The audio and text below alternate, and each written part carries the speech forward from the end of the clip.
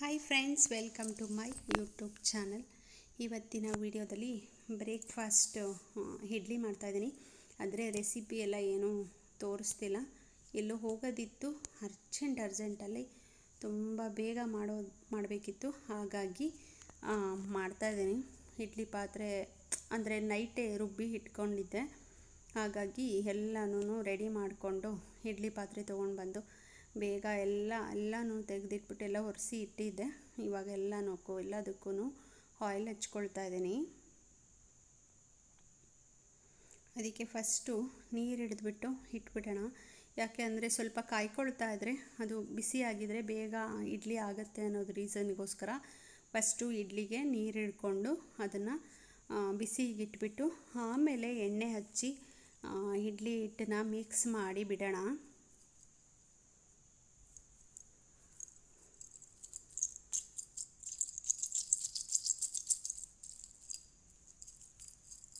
ನೋಡಿ, ಇದು ಹಚ್ಚಿ ಎಲ್ಲ ಆಯಿತು. ಬಿಸಿಗಿಟ್ಟೆ ಅದು ಕುದೀತಾ ಇದ್ದರೆ ಬೇಗ ಆಗುತ್ತೆ ಅನ್ನೋ ರೀಸನ್ಗೋಸ್ಕರ ಅಷ್ಟೇ.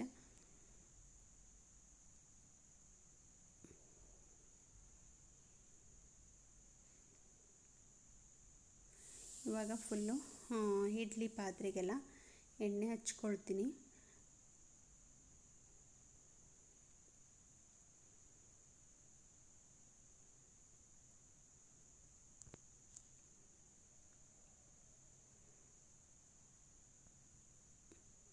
ಎಲ್ಲರೂ ಹೋಗೋದು ಇದೆ ಅಂತ ಅನ್ನೋದಾದರೆ ಬೇಗ ಇಡ್ಲಿನೇ ಮಾಡ್ಕೊಂಬಿಡ್ತೀನಿ ನಾನು. ಬೇಗ ಅರ್ಜೆಂಟು ಹೋಗಬೇಕು ಅಂತಂದರೆ ಹಿಂದಿನ ದಿನವೇ ಎಲ್ಲ ರೆಡಿ ಮಾಡಿಟ್ಬಿಟ್ಟು ಇಡ್ಲಿ ಪಾತ್ರೆ ಒಂದು ತೊಳಿಬೇಕು. ಅದು ಸ್ವಲ್ಪ ಕಷ್ಟ ಆಗುತ್ತೆ. ಆದರೆ ನೆನೆಸ್ಬಿಟ್ಟು ಬೇಕಾದ್ರೆ ಇಟ್ಬಿಟ್ಟು ಹೋಗಿ ಬಂದು ತೊಳ್ಕೊಳ್ಬೋದು. ಆ ರೀಸನ್ಗೋಸ್ಕರ ಇಡ್ಲಿ ಮಾಡ್ಕೊಂಡಿದ್ದೀನಿ ನಾನು. ಇವಾಗ ಇಡ್ಲಿ ಹಿಟ್ಟನ್ನು ಸ್ವಲ್ಪ ಅಂದರೆ ತುಂಬ ಜಾಸ್ತಿ ಮಿಕ್ಸ್ ಮಾಡಿಬಿಟ್ರೆ ಅದು ಹೊಟ್ಟೋಗ್ಬಿಡುತ್ತೆ. ಹಾಗಾಗಿ ಜಾಸ್ತಿ ಮಿಕ್ಸ್ ಮಾಡೋದು ಬೇಡ, ಲೈಟಾಗಿ ಮೆತ್ತಗೆ ನಿಧಾನಕ್ಕೆ 1-2-3 ಸಲ ಹಿಂಗಂದರೆ ಸಾಕೋದು. ತುಂಬ ಚೆನ್ನಾಗಿ ಬರುತ್ತೆ ಇಡ್ಲಿ ಅಂತ ಅಷ್ಟೆ. ಇವಾಗ ಎಣ್ಣೆ ಹಚ್ತಾ ಇದ್ದೀನಿ. ಇಡ್ಲಿ ಬಟ್ಲುಗಳಿಗೆಲ್ಲ ಎಣ್ಣೆನ ಯಾವುದಾದ್ರೂ ಹಚ್ಕೋಬೋದು ನೀವು. ಕೊಕೊನಟ್ ಆಯಿಲು, ನಾನು ಸನ್ಪ್ಯೂರ್ ಆಯಿಲ್ ಹಚ್ತೀನಿ. ನಾನು ಯೂಸ್ ಮಾಡುವಂಥದ್ದು ಸನ್ಪ್ಯೂರ್ ಆಯಿಲು.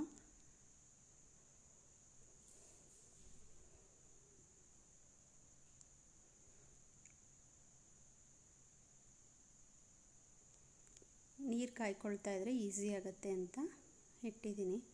ಇವಾಗೆಲ್ಲ ಒಂದೊಂದಕ್ಕೂ ಫುಲ್ಲು ಎಣ್ಣೆ ಹಚ್ಕೊಂಡು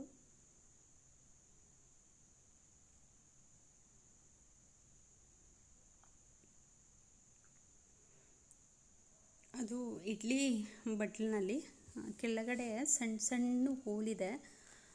ತುಂಬ ಹೊತ್ತು ಎಣ್ಣೆನ ಹಚ್ಚಿ ಇಟ್ಬಿಟ್ರೆ ಅದು ಕೆಳಗಡೆಗೆಲ್ಲ ಸ್ಪ್ರೆಡ್ ಆಗಿಬಿಡುತ್ತೆ. ನಾವು ಏನು ಇಡ್ಲಿ ಬಟ್ಲುಗಳನ್ನ ಇಟ್ಟಿರ್ತೀವಿ ಅಲ್ಲಿ ಕೆಳಗಡೆ ಇದಾಗ್ಬಿಡುತ್ತೆ, ಕೆಳಗಡೆಗೆ ಬಂದುಬಿಡುತ್ತೆ ಅದು ಹೋಲಲ್ಲಿ.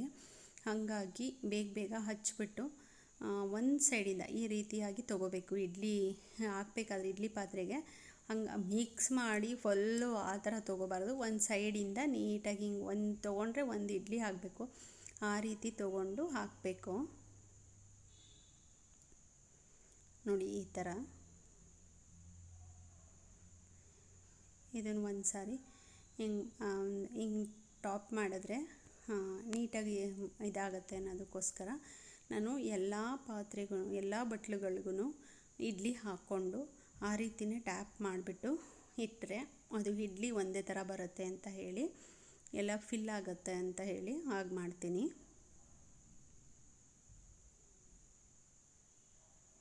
ಇಷ್ಟೇ. ಇದು ಇಡ್ಲಿ ಪಾತ್ರೆ ಅಂತೂ ತುಂಬಾ ಚೆನ್ನಾಗಿದೆ.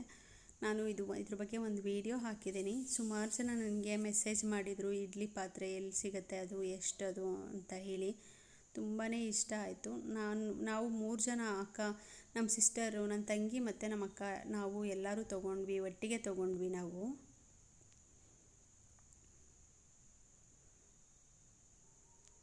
ಇಡ್ಲಿ ಪಾತ್ರೆ ಮೊದಲದು ಒಂದಿತ್ತು, ಅಂದರೆ ತುಂಬ ಪುಟ್ಟದಾಗಿ ಡುಮ್ಗೆ ಬರ್ತಿತ್ತದು.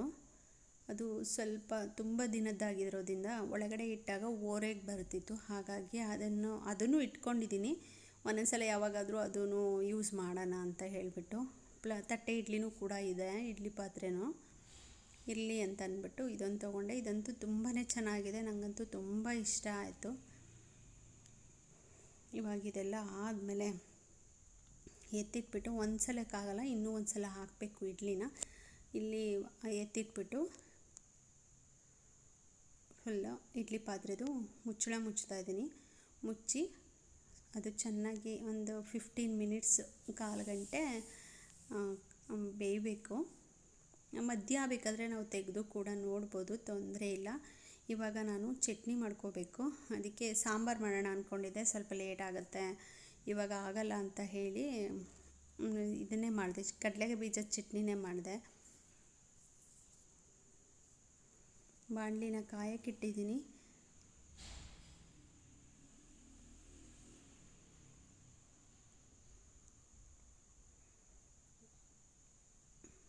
ಇದಕ್ಕೆ ಕಡಲೆ ಬೀಜ ಹಾಕ್ಕೊಳ್ತೀನಿ.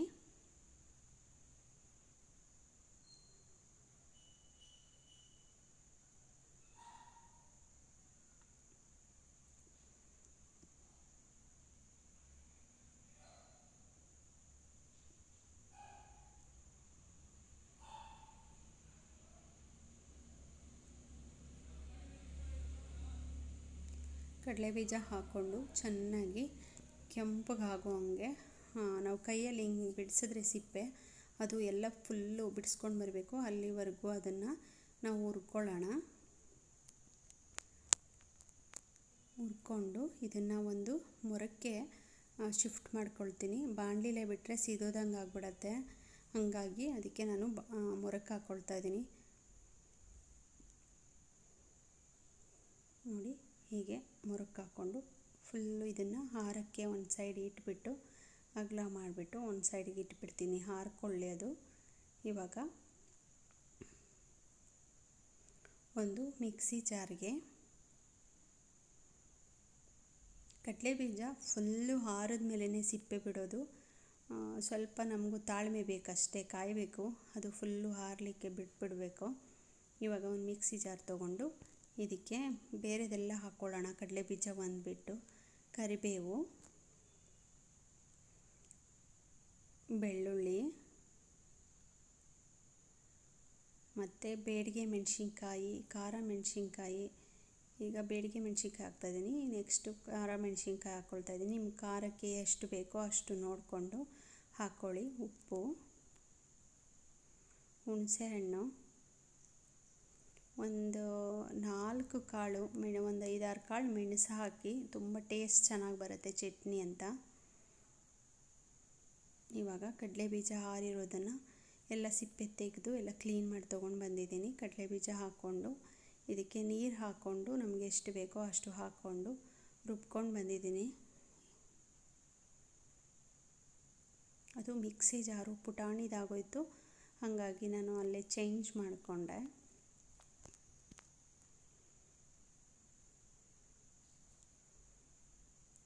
ಇಷ್ಟು ಆಯಿತು. ಇದು ಫುಲ್ಲು ಒಂದು ಪ್ಲೇಟ್ ಮುಚ್ಚಿ ಸೈಡಿಗಿಟ್ಟು ಈಗಿನ್ನ ಪುನಃ ಇಡ್ಲಿ ಇದೆ, ಇಡ್ಲಿ ತೆಗಿಯೋಣ. ಇಡ್ಲಿ ಬೇಯ್ತಾ ಇದೆ, ಇನ್ನೇನು ಆಗುತ್ತೆ ಅದನ್ನು.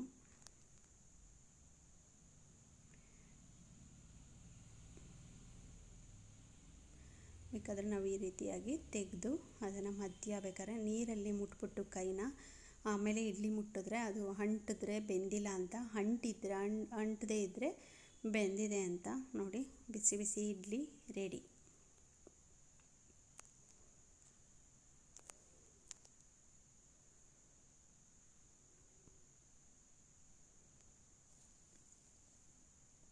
ಇಡ್ಲಿ ಪಾತ್ರೆಯಿಂದ ಬೆಂದಿದ ತಕ್ಷಣ ನಾವು ಆಚೆ ಇಡ್ತೀವಲ್ಲ, ತಕ್ಷಣ ಅದನ್ನು ಸ್ಪೂನ್ ತೊಗೊಂಡು ತೆಗಿಬಾರ್ದು, ತೆಗೆದ್ರೆ ಚೆನ್ನಾಗಿ ಬರೋಲ್ಲ. ಸ್ವಲ್ಪ ಇಡ್ಲಿ ಆರಬೇಕು, ಆರಿದ ಮೇಲೆ ಒಂದು ಲೋಟದಲ್ಲಿ ತಣ್ಣೀರನ್ನ ಇಟ್ಕೊಂಡು ಒಂದು ಸ್ಪೂನ್ ಇಟ್ಕೊಂಡು ತೆಗಿಬೇಕಾಗತ್ತೆ.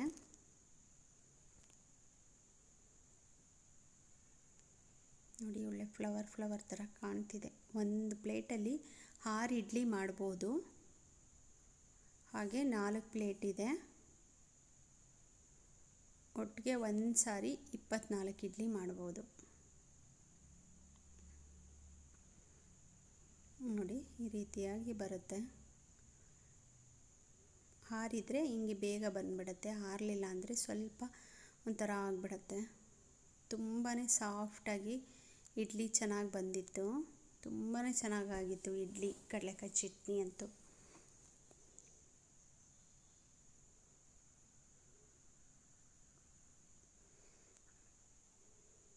ನನಗೆ ಟೈಮ್ ಇರಲಿಲ್ಲ, ಬೇಗ ಬೇಗ ಮಾಡೋದಿತ್ತು, ಹಾಗಾಗಿ ಬೇಗ ಬೇಗ ಮಾಡಿಕೊಂಡು ತಿಂದ್ಕೊಂಡು ಸ್ನಾನ ಮಾಡಿ ಎಲ್ಲೆಲ್ಲಿ ಹೋಗೋಷ್ಟರಲ್ಲಿ ಲೇಟೇ ಆಗಿಬಿಡುತ್ತೆ ಅಂತ ಹೇಳಿ ನೋಡಿ ಈ ರೀತಿಯಾಗಿ ನೀಟಾಗಿ ಬಂತು.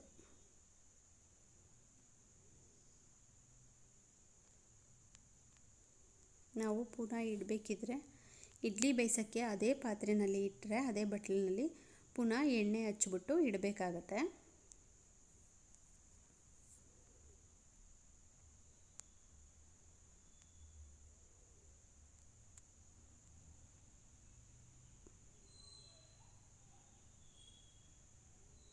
ನೋಡಿ ಈ ಥರ ಆಗಿದೆ ಸಾಫ್ಟಾಗಿ. ನಾನು ತೆಗಿತಾ ಇರುವಾಗಲೇ ನಿಮಗೆ ಗೊತ್ತಾಗುತ್ತೆ.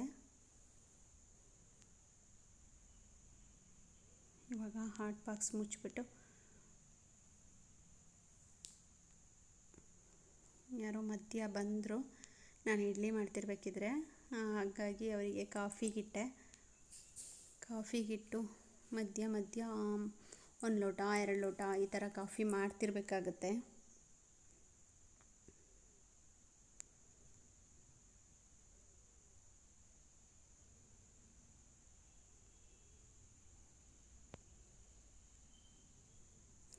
ಏನಿಲ್ಲ ಅಂದರೂ ನಾನು ತಿಂಡಿ ಮಾಡೋಷ್ಟರಲ್ಲಿ 2 ಸಲ 3 ಸಲ ಕಾಫಿ ಮಾಡಿರ್ತೀನಿ.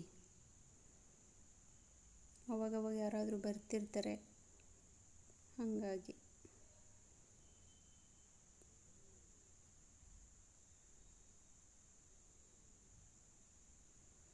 ಬೆಲ್ಲದ ಕಾಫಿ ಮಾಡು ಅಂದರು, ಅದಕ್ಕೆ ಬೆಲ್ಲದ ಕಾಫಿ ಮಾಡ್ತಾಯಿದ್ದೀನಿ.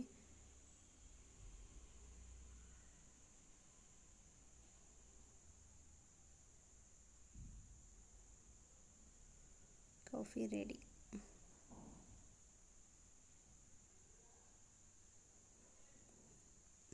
ಅವ್ರಿಗೆ ಕೊಟ್ಟು ಪುನಃ ಇಡ್ಲಿ ಪಾತ್ರೆಯಲ್ಲಿ ಇಡ್ಲಿಗೆ ಎಣ್ಣೆ ಹಚ್ಚಿ ಇಟ್ಟಿದ್ದೀನಿ. ಅದು ಬೆಂದಿದೆ, ಅದನ್ನು ತೆಗೆದು ಅದನ್ನು ಹಾಟ್ ಬಾಕ್ಸ್ಗೆ ಹಾಕ್ಬಿಟ್ಟು ನೋಡಿ ಎಷ್ಟು ಕೆಲಸ ಎಲ್ಲಾದರೂ ಹೋಗಬೇಕು ಅಂದರೆ.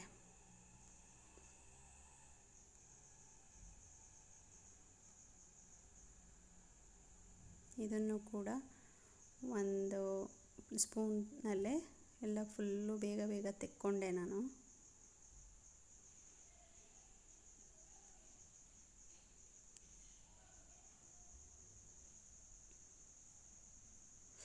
ನೋಡಿ ಎಷ್ಟು ಸಾಫ್ಟಾಗಿದೆ ಅಂತ.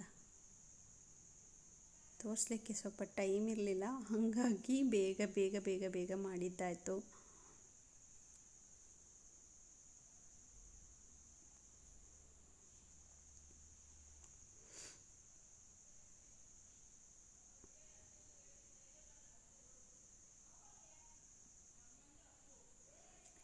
ಒಂದು ಸ್ವಲ್ಪ ಆರದ ಮೇಲೆ ತೆಗೆದ್ರೆ ನೀಟಾಗಿ ಬರುತ್ತೆ.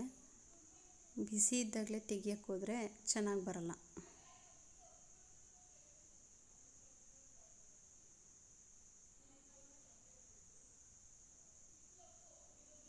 ಇವಾಗೆಲ್ಲ ಆಯಿತು, ಎಲ್ಲರೂ ತಿಂಡಿಗೆ ಬಂದರು, ಬಡಿಸ್ಕೊಟ್ಬಿಡೋಣ ಅಂದ್ಬಿಟ್ಟು ಎಲ್ಲ ಸ್ನಾನ ಮಾಡ್ಕೊಂಡು ರೆಡಿಯಾಗಿ ಬಂದೆ. ಎಲ್ಲರಿಗೂ ತಿಂಡಿ ಬಡಿಸ್ಕೊಟ್ಟೆ, ತಿಂಡಿ ತಿಂದ್ಕೊಂಡು ಹೊರಟ್ವಿ. ನೋಡಿ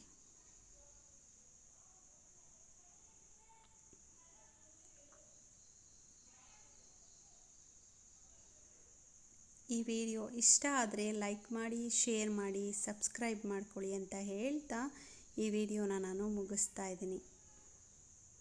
ಥ್ಯಾಂಕ್ ಯು. ನೆಕ್ಸ್ಟ್ ವಿಡಿಯೋದಲ್ಲಿ ಸಿಗ್ತೀನಿ.